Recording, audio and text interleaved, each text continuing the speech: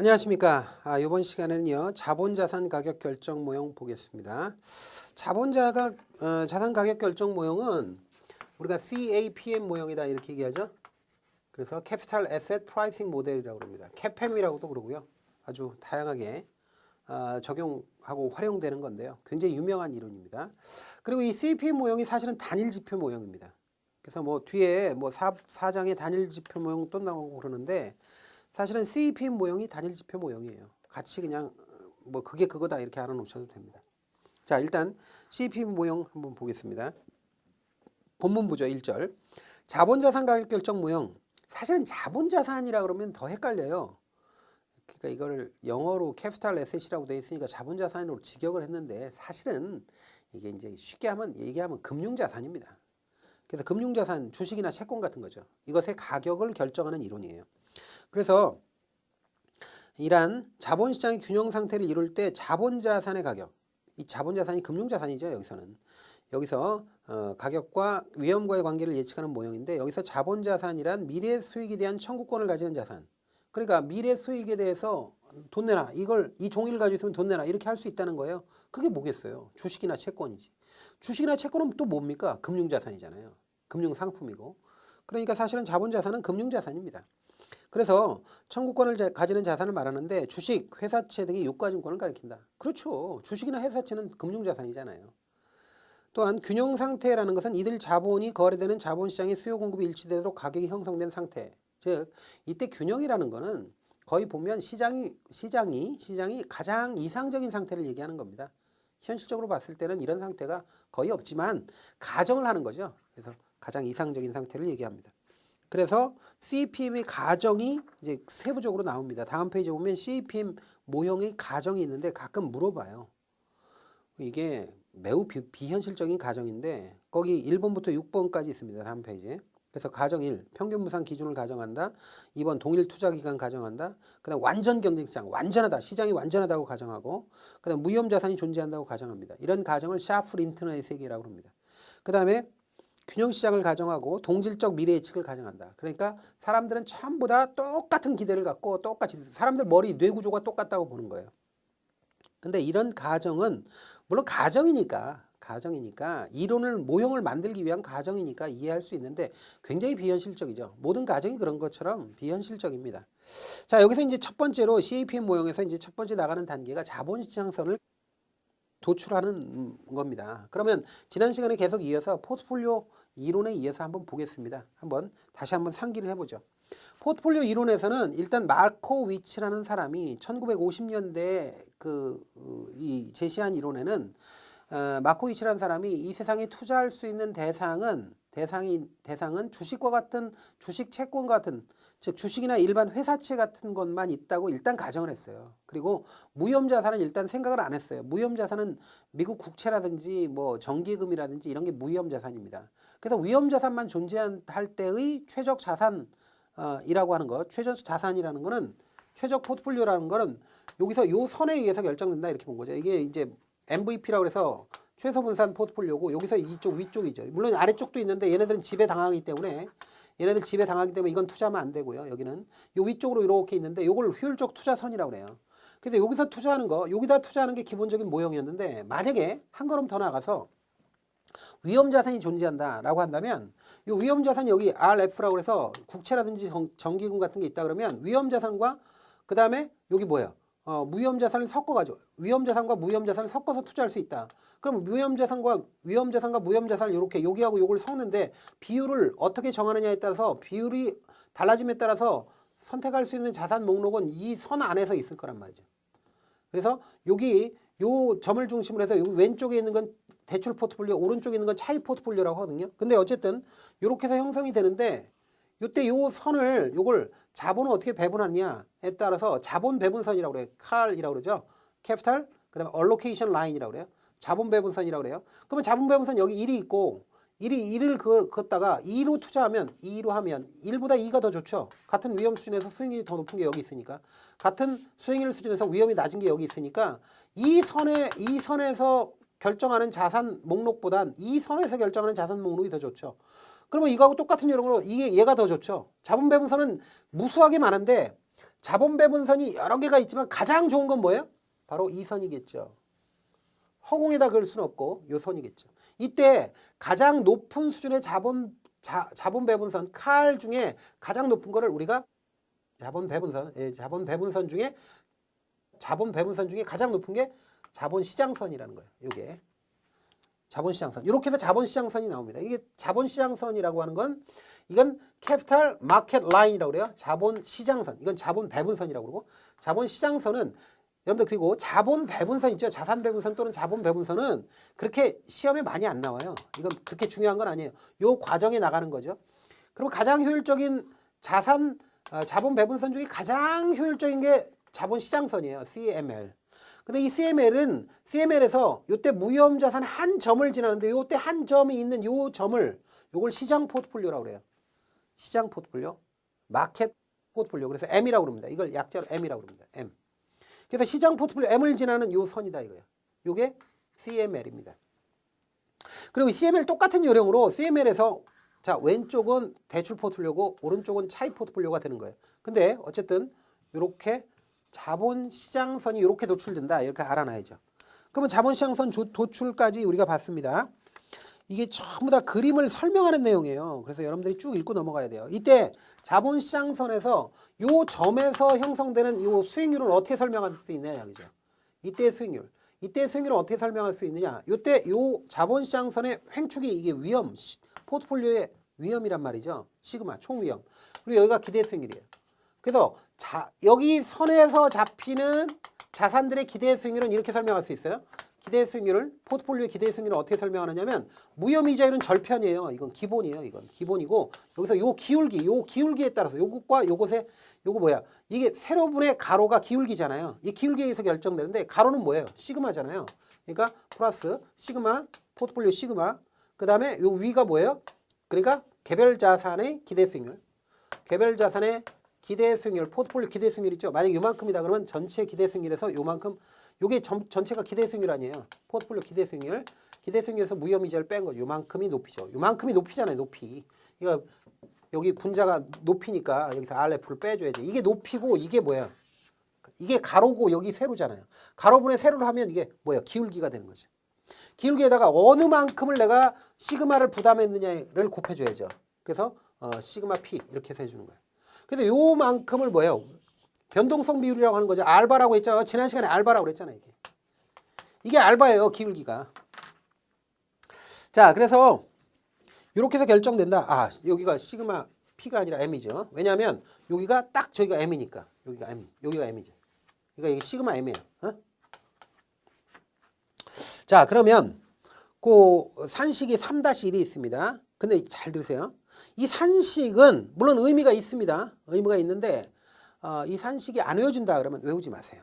여기서 하지 마세요. 안 하시고 이게 이 산식보다는 시험에 나오는 건 이 산식은 거의 안 나옵니다. 안 나오고 이건 중간 과정에 이해를 하기 위해서 필요한 산식이에요. 최종적으로 시험에 최종적으로 잘 내는 건 이게 아니라 SML이 나옵니다. SML. 자, 여기서 보세요. 그 산식 밑에 여기서 기울기는 알바입니다. 여기서는 시장 위험 한 단위에 대한 위험 보상률을 나타내는 것이므로 위험의 균형각이라고 부른다. 균형시장에서는 어느 투자자에게나 위험 보상률이 똑같다라는 거예요. 그리고 또 하나 알아야 될 게 시장 포트폴리오 M의 정체입니다. 얘가 뭐냐 이거지. 얘가 뭐냐 도대체. 자, 그러면 자본시장선이 밝히고 있는 기대 수익률과 위험의 관계를 보다 잘 이해하기 위해서는 시장 포트폴리오 M의 특성을 좀 더 자세히 알아볼 필요가 있다. 첫째, M 보세요. 모든 투자자들은 자신의 위험 선호도와 관계없이 위험자산 포트폴리오로는 유일하게 시장 포트폴리오 M을 선택한다는 거예요. 이거 왜 그러냐? 묻지 마시고 그냥 해놓으세요. 이렇게 한다 이거예요. 이걸 왜 이렇게 가정을 하느냐. 이 가정에 의해서 조금 전에 우리가 가정을 봤지 않습니까? CAPM 모형의 가정, 평균분산 기준으로 사람들은 선택을 한다. 그러니까 평균분산 기준이라는 얘기는 이건 뭐냐면 지배 원리를 기계적으로 적용한다는 인간이 아니라 로봇입니다. 로봇이에요 그냥. 그리고 뭐 동일 투자 기간을 가정하고 완전 시장 가정하고 무위험 자산이 존재한다. 그리고 균형 시장 가정하면서 동질적인 사람 뇌 구조가 똑같다. 그러니까 이걸 선택할 수밖에 없다는 거죠. 아, 이걸 선택할 수밖에 없어요. 이걸 선택하겠어요? 이런 걸 선택하겠어요? 사람은 똑같은 위험 수준에서는 수익률이 더 높은 걸 선택해. 높은 거 선택하다 보면 이거밖에 선택할 수가 없잖아요. 그 얘기라고 지금.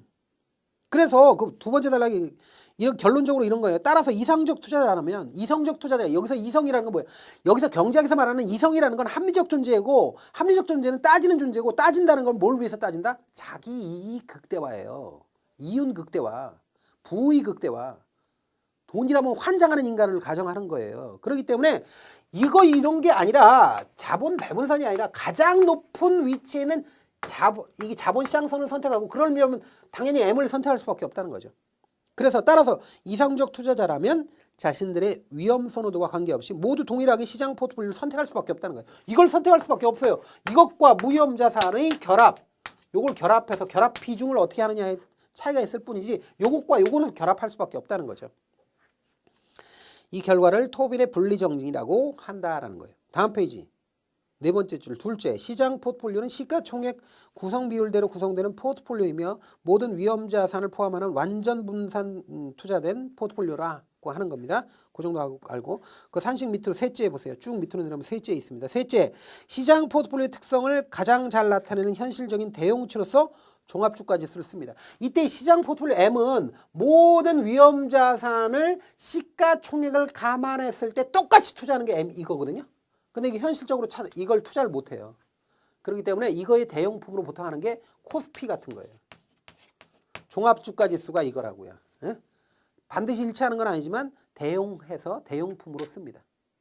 그러니까 무혐의자율로서 우리나라의 경우 국채나 정기금 투자하고 그 다음에 종합주가지수를 섞어가지고 코스피 있죠. 코스피 지수나 코스피 200 같은 거 있죠. 코스피 200 같은 거 이런 것들을 섞어가지고 투자하죠. 그래서 뭐 예를 들어서 무위험자산 국채에다가 20% 투자하고 여긴 80% 투자하고 여기 30% 20 뭐 70% 이런 식으로 결합해요. 그럼 결합한 게 어떻게 돼요? 바로 자 여기에 시장 포트폴리오 M과 무혐의자를 결합한 여기죠. 그러니까 국채 비중이 높으면 이쪽에 있을 거고, 근데 국채 비중이 낮으면은 이쪽에 있을 거라고요. 포트폴리오가 구성이. 그러니까 국채 쪽으로 투자를 하면 이쪽에 있을 거고, 국채로 돈을 빌려서 투자하면 이쪽에 있을 거예요. 그래서 이걸 차익 포트폴리오, 이걸 대출 포트폴리오 이렇게 얘기한단 말이죠. 넘어가시죠. 자, 그 다음에 이제 증권시장선 봅니다. 이 증권시장선이 훨씬 더 중요합니다. 자, 그러면 다시 그림을 그려봅니다. 자, 보세요. 자, 그런데 잘 들으세요. 지금부터.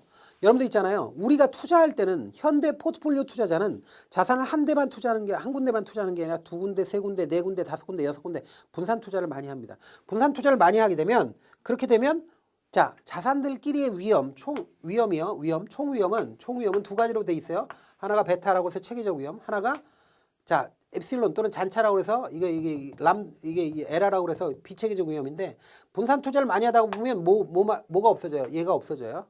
얘가 위험이 줄어들면서 사라지면서 뭐만 남아요? 체계적 위험 베타만 남아. 그러니까 분산 투자하면 이제 횡축 위험이 시그마, 총 위험이 아니라 체계적 위험이 베타란 말이죠. 이렇게 됐을 때 베타와 기대 수익률의 관계, 균형식으로 나타나는 요 선, 자본시장선을 증권시장선이라고 합니다. 이렇게 하는 거예요. SML이라고 하는 거예요. 자, 그래서 보세요. 증권시장선. 자본시장선은 효율적 포트폴리오의 기대 수익률과 위험과의 선형적 관계를 나타내는 반면, 증권시장선은 Security Market Line이라고 하는 SML이라고 하는 게 훨씬 더 중요합니다. 이것은 개별 증권의 기대 수익과 위험의 관계를 나타내는 것이다. 이렇게 되는 거예요. 자, 그래서 여기서 핵심적인 게 SML인데, 여기서 뭐 쭉 해가지고 뭐 이게 설명되는 건 됐습니다. 됐고, 지금 157페이지 보세요. 157페이지에 그림 3-10 밑으로 쭉 내려와서, 식 3-10 쭉 내려와서 밑에서 네 번째 줄에 보면 이런 게 나와요. 다시 말하면, 투자자들이 충분히 많은 수의 자본자산, 증권에 분산 투자한다면 투자자들은 체계적 위험만 부담한다. 제가 얘기했어요. 충분히 많은 수로 다 분산 투자하면 비체계적 위험은 없어지고 나중에 체계적 위험만 남을 거란 말이죠. 그러면 체계적 위험만을 부담할 것이므로 균형 상태에서 투자자들이 요구하는 개별증권에 대한 위험 보상률은 개별증권의 체계적 위험을 표시하는 베타 개수에 비례한다. 즉 횡축은 이제 시그마가 아니라 베타 개수가 된다는 거죠. 베타 개수의 상태에 따라서 얘가 커지면 기대 수익률도 커지죠. 얘가 작으면 기대 수익률 작고 이렇게 된다. 이때 베타라고 하는 체계적 위험과 기대 수익률의 관계를 선형으로 표시한 게 SML입니다. 그래서 CAPM과 균형 가격 나오고, 증권시장선의 그래프 여기서 이제 보는 거예요. 증권시장선의 그래프 보세요. 증권시장선의 그래프는 이제 SML 다시 그려가면서 합니다. 여러분들 이건 제가 반복해서 그리는 거 다 의미가 있어요. 익숙해져야 되니까. 보세요. 자, 우리가 그래프를 볼 때는 항상 Y축, X축을 잘 봐야 돼. X축이 총위험, 시그마고 Y축이 포트폴리오의 기대 수익률이라면 이거 뭐 P자 붙이죠. 이것도 P 붙이면 이때 요게 뭐예요? CML입니다. CML. 여기 절표는 무위험 자산이에요. 무위험 수익률. 그다음에 요 기울기가 요게 시장 포트폴리오 M을 기준해서 이게 시그마 M. 요게 세로고 그다음에 여기 뭐야? 가로가 바로 시그마 M이 이게 가로고 그다음에 여기 전체 포트폴리오 기대 수익률에서 무위험 이자를 뺀 게 여기 세로 여기 높이죠. 요렇게 해서 구하는 거예요. 요게 CML인데 여기서 만약에 분산 투자를 많이 한다 그러면 자, 포트폴리오의 이 위험은 총위험 중에서 비기체계적 위험은 없어지고 베타만 남습니다. 베타만 남고요. 기대 수익률은 똑같죠. 이때 이렇게 쭉 형성되는 이 선이 SML입니다. 무위험 이자는 똑같고요. 그럼 이때 SML의 기울기는 자, 베타, 시장 베타가 1인 상태. 시장 포트폴리오는 베타가 1이죠. 위험이 똑같죠. 요거에서 이렇게 된다 이 말이에요. 그래서 기대 수익률, 어떤 자산의 기대 수익률은 어떻게 결정되느냐면 바로 무위험 이자율의 높이를 베타만큼 곱해준 거죠. 그러면 이걸 다시 한번 써보면 자, 어떤 자산의 기대 수익률은 포트폴리오 기대 수익률은 어떻게 구하냐면 균형식이 어떻게 돼요? 무위험 이자율 플러스 자, 베타는 1이에요. 기준이 1. 그다음에 자, 시장 그러니까 여기 전체 그 포트폴리오의 기대 수익률 자꾸 이렇게 못 쓰네요. 이게 포트폴리오 기대 수익률 마이너스 무위험 이자율 요걸 빼준 거예요. 무위험 이자율 여기서 요만큼을 빼준 거예요. 그럼 요것만 남죠. 요거 높이 요게 높이고요. 그다음 곱하기 베타 배만큼 해준 거예요. 포트폴리오 베타만큼. 자, 그러면 1은 분모가 1이면 없어지죠. 그럼 남는 건 뭐예요? 무위험 이자율 플러스 자, 이게 뭐야? 그 균형 그 어떤 자산의 기대 수익률이죠. 기대 수익률 마이너스 무위험 이자율 그다음 곱하기 베타예요. 이렇게 돼 있다라는 거죠. 아시겠죠? 그래서 이때 기대 수익률은 시장 기대 수익률 아니에요. 시장에 대한 기대 수익률 아니에요. 그렇기 때문에 이게 시장 이자율이라고 표현하는 거예요. 이걸 바꾸면 어떻게 돼요? 시장 이자율이다. 이렇게 얘기해요. 시장 이자율. 시장의 평균적인 수익률이죠. 포트폴리오. 그러니까 우리가 아까 시장 포트폴리오 M이라는 게 보통 대용물로 쓰는 게 코스피 지수 같은 시장 지수잖아요. 그러니까 시장 수익률이에요. 시장 수익률 마이너스 무위험 이자율 곱하기 그 개별 자산의 개별 포트폴리오의 베타만큼을 곱해주면 되는데 이렇게 해서 나오는데 이거를 우리는 산식으로 외울 때는 보통 일반적으로 학부학생들이 외울 때 무배시무라고 외워요. 베타를 앞에다 보통 넣습니다. 이렇게 해서 외우죠. 그래서 무위험 이자율 플러스 베타 곱하기 시장 이자율 마이너스 무위험 이자율. 그래서 그냥 외울 때 무배추 시무쇼 이렇게 외워요. 무배시무 이렇게 외워요. 배를 뒤에다 놀려도 됩니다. 배를 뒤에다 놔도 되고 앞에다 해도 되고 상관없습니다. 그러니까 알아서 그냥 여러분들 편한 대로 하세요. 그냥 이렇게 하시든 되게 이렇게 합니다. 이렇게 하든. 자, 그래서 그 그림 보세요. 그림 보시면 되겠고요. 그래서 3-12 보세요. 산식 3-12 보시면 159페이지 하단에 자, 어떤 자산의 수익률은 그 뭐예요? 시장 이자율 마이너스 무위험 이자율의 베타를 곱한 것이고 수익률과 무위험률의 차이는 그렇고 그걸 유도하면 이게 무배시무가 되는 거니까 공통에서 써놓으세요. 다시 찾아보면 있는데 요걸 무조건 써놓고 외워야 됩니다. 이거 그냥 이거 외우기 힘들다 그러면 이렇게 산식으로 외우기 힘들다 그러면 무배시무라고라도 외우세요. 무배시무라고도 이렇게라도 외우세요. 무배시무라고도 무조건 외우세요.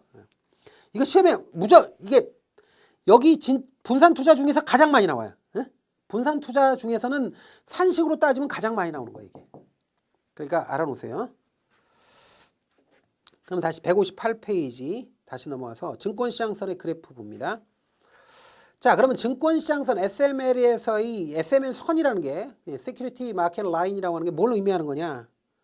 자, 세 번째 줄 증권시장선이 의미하는 바는 균형 자본시장에서 자본 자산의 기대 수익률을 결정하는 위험은 베타 계수로 대표되는 체계적 위험이고 이 체계적 위험이 높으면 기대 수익률도 높고 체계적 위험이 낮으면 기대 수익률도 낮다라는 것을 보여주는 것이다 라는 거고 그러면 CML과 SML은 무슨 관계가 있느냐 하는 거예요. 그게 다음 페이지 보시면 뭐 여러 가지가 있습니다. 근데 쭉 한번 읽어보시는데 160페이지의 두 번째 줄에 두 번째 줄 끝부분에 이런 게 나오죠. CML 상에 오는 것은 완전 분산 투자된 효율적 포트폴리오 뿐이다. 근데 반면에 증권시장선, SML선에 찍히는 그 자산들은 효율적이든 비효율적이든 모든 포트폴리오뿐 아니라 개별 주식들도 다 이 점에 수렴한다는 거죠. 그러니까 CML선은 효율적인 자산만 CML선상에 찍히는데 SML선은 효율적이든 비효율적이든 이 SML선에 다 찍힌다는 거예요. 그래서 훨씬 더 활용도가 높다 이렇게 볼 수 있는 거죠. 그 다음에 그 밑에 단락 보세요. 개별 투자자들이 자본시장에서 무위험이자율로 차입이나 대출을 받고 동시에 시장 포트폴리오에 투자함으로써 얻게 되는 최상의 효율적 포트폴리오만이 CML상에 오게 되고 개별증권은 CML상의 오른쪽 아래에 위치하게 된다. 왜냐하면 개별증권은 비체계적 위험이 지니고 있기 때문이다. 위험을 지니고 있기 때문이다. 반면에 이러한 개별증권은 CML선상에 위치하지는 않지만 SML선상에는 위치한다. 왜냐하면 SML은 개별증권의 체계적 위험만 고려하기 때문이다.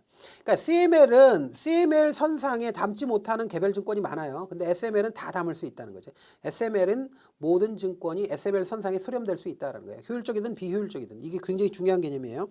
자, 다음에 이제 균형가격 형성과 SML 투자 결정에 이용이 있습니다. 어떤 경우에 SML이 이용되느냐 하는 건데 첫 번째가 CMPM에서 균형가격 형성할 때 쓰는 거죠. 그러니까 어떤 주식이 과대평가된 거냐 과소평가된 거냐 여부를 판정할 때 쓰는 건데 직관적으로는 그림 오른쪽에 있는 그림 3-4를 보셔야 돼요. 3-4를 보시면 일단 그림이 이렇게 돼 있죠. 이게 SML선이에요. 근데 여기서 지금 U가 있고요. U라는 자산이 있고요. 그 다음에 D라는 자산이 있는데 다른 거 필요 없고요. 거두절미하고 U라는 자산은요. 이건 저평가된 겁니다. 저평가된 자산 또는 과소평가된 자산이고 D라는 자산은 어디? 고평가된 자산이야. 이거는 과대평가된 자산이다. 이렇게 알아놓으세요. 그러니까 SML선에서 오른쪽에 있는 거는 전부 다 고평가된 거. 왼쪽에 있는 건 저평가돼서 과소평가돼 있는 거예요.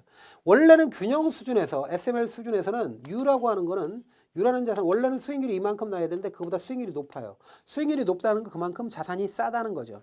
그러면 U라는 자산은 사람들이 많이 투자하게 되죠. 수익률이 많이 나오니까. 수익률이 많이 나와서 투자를 많이 하게 되면 비싸져요. 자산 가격이. 자산 가격이 비싸지면 다시 수익률이 떨어져서 여기 붙어버립니다. SML선에. 또 D라는 자산은요. 같은 위험 수준에서 수익률이 더 나와야 되는데 덜 나오고 있죠. 그러면 덜 나오는데도 이게 투자하고 있다는 얘기는 사람들이 비싸게 산다는 얘기죠. 그러면 이렇게 수익률이 낮으면 사람들이 돈이 빠져나가서 투자를 안 하고 투자를 안 하면 가격이 떨어져서 가격이 싸지면 수익률이 높아져서 다시 SML선상에 수렴하게 됩니다.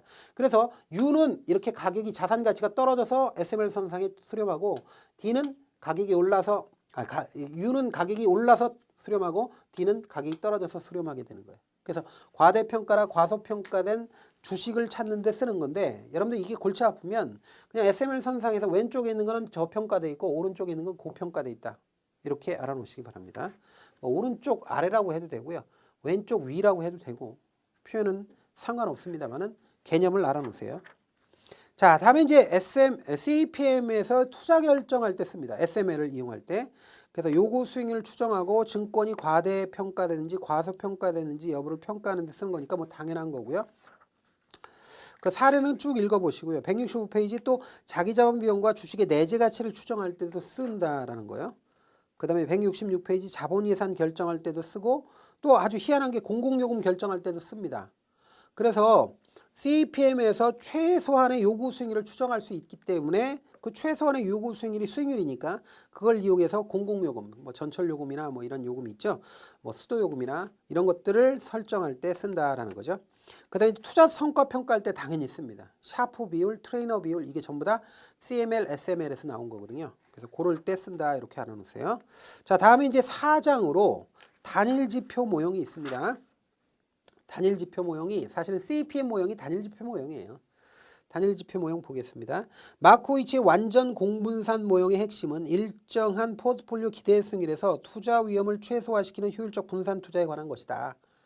라는 건데 여기서 산식 나오는데 너무 신경 쓰지 말고요. 그러나 이 마코이치 모형을 현실적으로 포트폴리오 투자 결정에 사용하는 데는 투입 정보의 계산량이 방대하다는 문제점이 있어요. 엄청나게 방대합니다.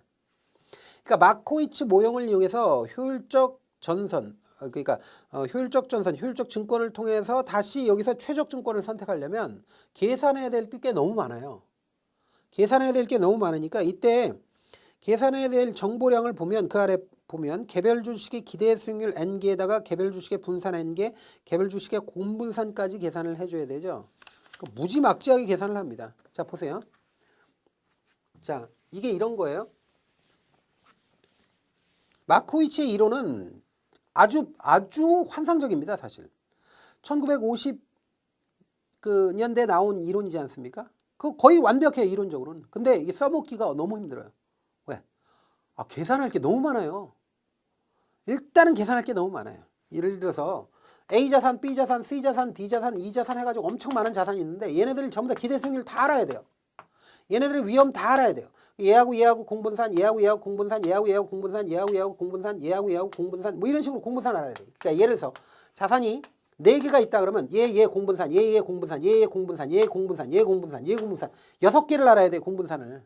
이런 식으로 하면 뭐 6개면 자산이 6개, 5개, 6개, 7개, 8개 이렇게 늘어날수록 공분산 값을 계산해야 될 게 기하급수적으로 느는데 어느 정도 느느냐면 n개의 자산이다 그러면 n 곱하기 n-1에다가 이걸 둘로 나눠서 이 공분산을 계산해 줘야 돼요. 공분산 상관계수가 같은 개념이니까 공분산 상관계수를 이렇게 구해야 된다는 거예요. 이걸 어마어마한 겁니다. 거기다가 이게 그냥 투자 비율이 달라지잖아요. 예를 들어서 A자산, B자산 섞을 때 A를 10%, 얘를 90%로 하느냐, 얘를 20, 얘를 80으로 하느냐, 얘를 70, 얘를 30으로 하느냐, 얘를 60, 얘를 40으로 하느냐. 이거에 따라 다 달라져. 그러니까 그런 것까지 감안해가지고 계산을 한다 그러면 슈퍼컴퓨터가 다운됩니다. 계산하다가. 그러니까 엄청 많으니까 이게 현실적으로 실무적으로 응용하기는 굉장히 어렵단 말이죠. 그래서 모든 자산의 상대적 관계를 상관계수 또는 공분산으로 측정하려는 게 너무 힘드니까 시장의 대표지수를 하나 만들어 놓은 거예요. 가상의 상품. 가상의 상품을 하나 놓고 잘 들으세요. 가상의 상품을 하나 놓고 A자산, B자산, C자산, D자산 있다 그러면 얘하고 관계 민감도만 조사하면 돼. 그래서 얘가 1.2배, 얘가 1 움직일 때 얘가 1.2 움직여, 얘가 0.8 움직여, 얘는 0.7 움직여, 얘는 1.5 움직여. 그럼 이걸 변동성을 이용해서 얘하고 섞을 때 위험을 측정할 때는 얘 반 섞는다 그러면 0.8 곱하기 2분의 1 플러스 1.2 곱하기 2분의 1 이런 식으로 간단하게 계산하면 돼요. 위험을. 아시겠죠? 이렇게 하는 걸 요거 가상의 상품 하나를 놓고서는 나머지 민감도를 측정하는 거 이걸 단일 모형이다. 단일 지표 모형이다 이래요. 그럼 이때 가상의 상품 요건 뭐냐? 이걸 시장이라고 하는 거예요. 전체 시장. 만약에 이건 예를 들어서 삼성전자, 현대차, 포스코 뭐 이런 거다 그러면 이건 개별 주식이고 이 가상의 상품 이거는 시장 전체를 하나의 상품으로 보는 거예요. 대한민국 주시장을 하나의 상품으로 보는 거예요. 그 시장 하나의 상품에 대해서 얘가 얼마나 민감하게 움직이느냐를 측정하면 요게 위험이니까 요 개념을 이용해서 위험을 측정하면 되죠. 그러면 공분산 일일이 측정할 필요 없죠. 여러 자산을 결합했을 때 얻는 위험을 이렇게 가중평균에 따라서 그냥 계산만 하면 되는 거거든요. 요때 요 개념, 요 0.8, 0.7, 1.2, 1.5 요 개념을 뭐라고 그래요, 이걸 베타라고 합니다. 예? 베타 계수라고 합니다. 그래서 베타 계수를 이용하는 게 바로 뭐예요? 단일 모형이다. 단일 지표 모형이다. 이렇게 얘기하는 거. 베타 계수는 하나만 구하면 돼요. 공분산처럼 여러 개, 공분산처럼 자산 개수에 따라서 n 곱하기 n-1개를 이 둘로 나누는 그 방식으로 해서 어마어마하게 엄청나게 계산을 할 필요가 없단 말이죠. 각 자산별 베타는 하나만 있으면 돼요. 그러니까 만약에 10개의 자산이 있다. 10개의 기대 수익률, 10개의 위험, 즉 분산 10개의 베타 계수만 알면 돼요. 베타 계수를 쓰면 되는 거죠. 공분산 필요 없어요. 베타 계수만 있으면 된다 이거죠. 베타 계수는 각 자산에 하나만 있으면 되니까. 근데 문제는 베타 계수를 어떻게 하느냐. 즉 1.8이나 0.7이나 1.5냐 1.2냐 이걸 어떻게 구하느냐 이거지. 그걸 구하는 방법은 뭐다? 증권 특성선을 이용해서 구한다라는 거죠. 그러면 증권 특성선이 어렵냐? 안 어려워요. 개념만 중요하지 그 과정도 별로 중요하지 않아요. 계산 문제 별로 안 나와요. 자 보세요. 증권 특성선은 뭐냐면 시장이라는 것을 하나의 상품으로 보자 이거야. 시장. 이게 마켓이에요. 마켓 하나 보면 그리고 개별 자산의 수익률을 보자. 만약에 개별 자산 I라는 자산의 수익률을 보니까 I라는 자산의 수익률이 시장이 움직일 때 시장이 막 코스피 지수가 막 움직이잖아요. 움직일 때 이 자산도 같이 움직이잖아요. 같이 움직이는데 그 과정을 보니까 얘가 이렇게 움직이더라 이거죠. 코스피가 움직일 때 개별 자산이 움직이는 모양을 쫙 점을 찍어보니까 이런 경향성이 있더라. 이걸 경향성. 그래서 이런 경향성을 감안했을 때 이걸 수렴해가지고 회기선을 쫙 뽑아보니까 이렇게 움직이더라 하는 거예요. 이때 여기 절편이고 여기 기울기 아닙니까? 그래서 요 기울기가 요게 베타라고 하는 거예요. 그래서 이렇게 해서 기울기를 측정합니다. 이게 바로 단일 지표로 쓰는 베타입니다. 자, 그러면 자, 우리가 170페이지 보세요. 그래서 계산할 게 무지막지하게 많다. 여기까지 했죠. 그래서 170페이지에 위로 쭉 내려가서 6번째 줄입니까? 6번째 줄이죠. 끝에 보면 마코이츠 모형의 기술적 문제점을 해결하자 한 것. 마코이츠 모형의 기술적 문제점이 뭐라고요? 다시 계산을 무지막지하게 해야 된다 이거예요. 그래서 해결하고자 한 것이 바로 샤프의 단일지표 모형이에요. 그러면 샤프의 단일지표 모형이 뭐예요? CAPM 모형이에요. 응? CAPM 모형은 샤프가 고안한 겁니다. 그래서 단일지표 모형이다. 단일지표 모형은 N 종목의 개별 주식들 간의 모든 공분산을 고려하는 대신에 공분산 필요 없다 이거야 이게. 대신에 어느 특정 개별 주식과 시장 전체 움직임. 시장 자체를 하나의 상품으로 보고 이 상품이 움직일 때 개별 주식이 얼마나 움직이냐. 그 민감도를 측정하는 거죠. 그 움직임을 나타내는 단일 시장 지표. 이게 베타죠. 베타의 공분산만을 고려한 단순화된 모형이다. 이런 의미에서 단순 시장 모형 또는 시장 모형이라고 부른다. 이하에서 이 모형의 가정과 의미를 자세히 살펴보자. 그래서 또 나옵니다. 투자 수익률의 변동의 두 원천은 하나는 뭐야? 시장 전체의 위험과 하나는 개별 기업 고유 요인에 의해서 결정되는 위험이라는 거죠. 그래서 172페이지 꼭대기에 있는 박스가 그거죠. 그러니까 위험이라고 하는 건 가격 변동성, 위험이라는 건 체계적 위험과 비체계적 위험으로 돼 있다. 즉 시장 전체에 의해서 야기되는 위험과 개별 기업 고유의 요인이다. 그래서 이렇게 나눠놓고 이렇게 봤을 때 증권 특성선을 바로 이제 도출할 수 있는데 그림을 보세요. 직관적으로. 그림을 보시면 산식은 외울 필요 없습니다. 사실 이건. 그래서 그림을 보시면 시장 수익률, 시장을 하나의 상품으로 보고 시장이 움직일 때 증권 수익률, 개별적인 증권 수익률이 어떻게 움직이느냐를 보니까 그 기울기가 나오죠. 회계선으로 뽑아내면 그 기울기가 베타다 이거죠. 자, 그래서 요 선을 증권 특성선이라고 부르는 거예요. 그래서 4-3 박스 아래 보세요. 이 회계 분석에서 추정되는 회계 개수들은 증권의 수익률과 위험에 관한 특성을 나타내므로 증권 특성선, 증권 특성선이다 이렇게 얘기해요. Security Characteristic Line이라고 그래요. 그래서 그 밑으로 세 번째 줄 여기서 중요한 것은 기울기 베타라는 거죠. 이는 시장 수익률 변동에 대한 증권 제2의 수익률 민감도를 얘기한다라는 거고 베타가 1보다 크면 민감한 거예요. 공격적 자산 또는 뭐 경기 민감주라고 그러고 베타가 1보다 작으면 경기 방어주, 경기 둔감주, 방어적 자산 이렇게 얘기합니다. 그걸 생각하면서 그냥 읽어보시면 됩니다. 그건 어디서 많이 들어보셨을 테니까 됐고요. 베타 개수 추정까지 해가지고 이 뒤에는 뭐 핵심은 그겁니다. 그러니까 그걸 쭉 한번 읽어보시면 되겠고요. 어디까지 넘어갔냐면 쭉 뭐 베타 나오고 하는데 됐고요. 176페이지 보면 뭐 자주 나오는 건 아닌데 176페이지 보면 176페이지 먼저 하지 말고 어딜 가냐면 여기서 뭐 열심히 뭐 해가지고 뭘 설명하는데 178페이지 보면 자 178페이지 보면 4-11 공식이 나오는데 이게 포트폴리오 분산입니다. 포트폴리오 전체 분산 구하는 거고 자 그 다음에 4-13이 포트폴리오의 베타를 구하는 겁니다. 자 그 다음에 그 밑에 4-14까지 좀 알아놓으세요. 여기까지 잔차 분산이라는 거예요. 포트폴리오 잔차 분산.